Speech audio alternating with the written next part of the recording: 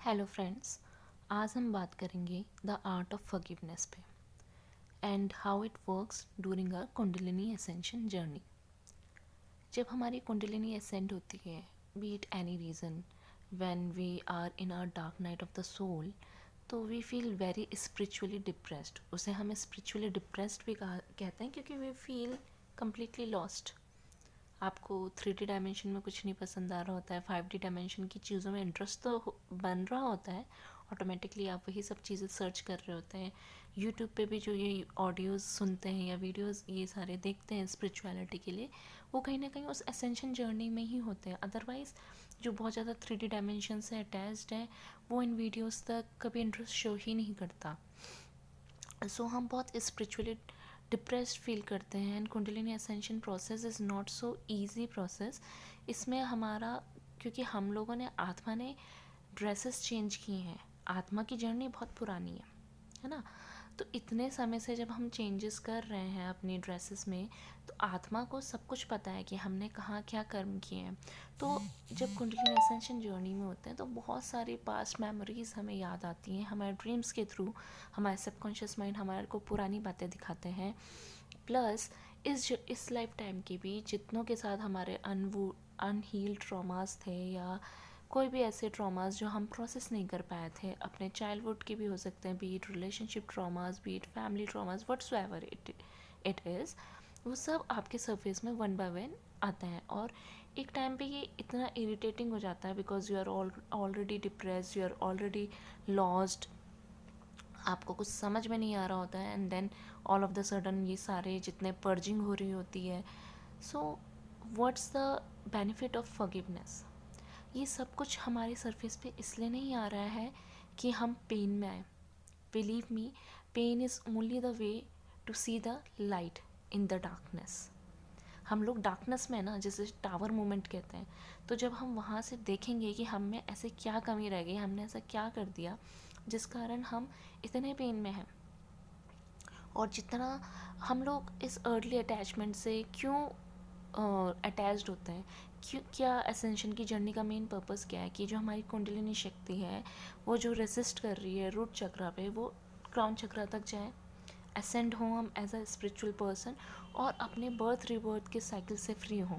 Main तो यही है ना इस जर्नी का प्रोसेस। ये तो बिल्कुल नहीं है कि आपका ट्विन आपको कब मिलेगा, आप पूरी रीडिंग्स देखो, आप टैरो कार्ड रीडिंग्स देखो, वो मिल गया तो ठीक है, अदरवाइज इस जर्नी का कोई मीनिंग नहीं है, ऐसा तो कुछ नहीं है। इस जर्नी का मतलब है कि हम क्यों बंधे हुए हैं इस संसार से। इसलिए ही बंधे हुए हैं क्योंकि हम लोगों ने बहुत attachments, regret, guilt, resentment, fear, unforgiveness, ये सब होल्ड की हुई है।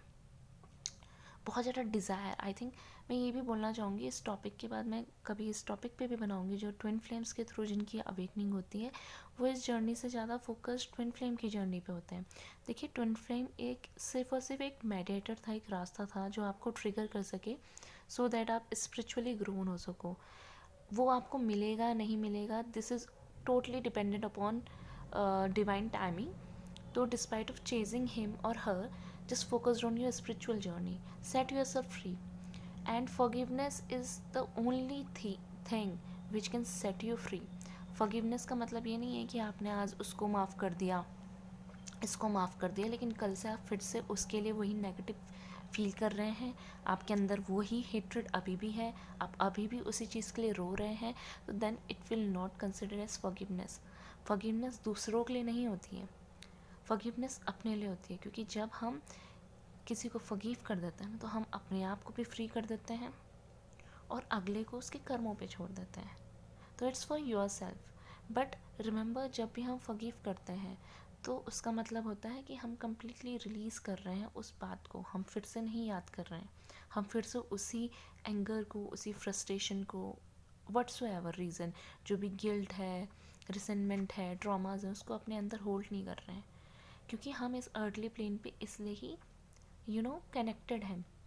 एक्सेसिव डिज़ायर, वो मेरा बॉयफ्रेंड है, वो मेरा ट्विन है, वो मेरा पति है, मेरा बच्चा है, मैं कैसे छोड़ सकती हूँ।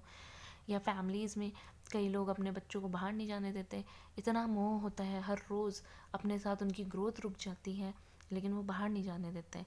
तो ये तो I am not talking about single situation, बहुत सारी चीज़ें हैं जो हमें होल्ड करके रखती हैं। तो excess of desire, excess of revenge, excess of pain, excess of resentment, excess of grief, हम किसी को चाह रहे हैं कि हम फॉरगिव कर सकें लेकिन नहीं कर पा रहे हैं।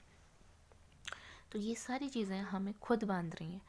अगले बंदे का क्या होगा क्या नहीं होगा वो God will decide, their karma will decide. At least set your self free, set your karmas free, release your self. ये जो पर्जिंग हो रही है, एक के बाद एक वो ट्रॉमास याद आ रहे हैं जो आप बिल्कुल भूल चुके थे, आपको याद ही नहीं था, और अब वो आपके जहन से नहीं जा रहा। क्यों नहीं जा रहा है? ताकि आप फील कर सको उस वाले प्रॉब्लम को, एक बार फिर से लाइफ कीजिए और उसके बाद उसको रिलीज़ कर दीजिए। This is the only possible way to release the unhealed traumas. Just देखना मात्र, उस प्रॉब्लम को, उस सिचुएशन को सिर्फ देखना है और रिलीज़ करना है। Believe me, forgiveness, meditation, yoga is the only key to ascend yourself. No one else can help you, only you can help you.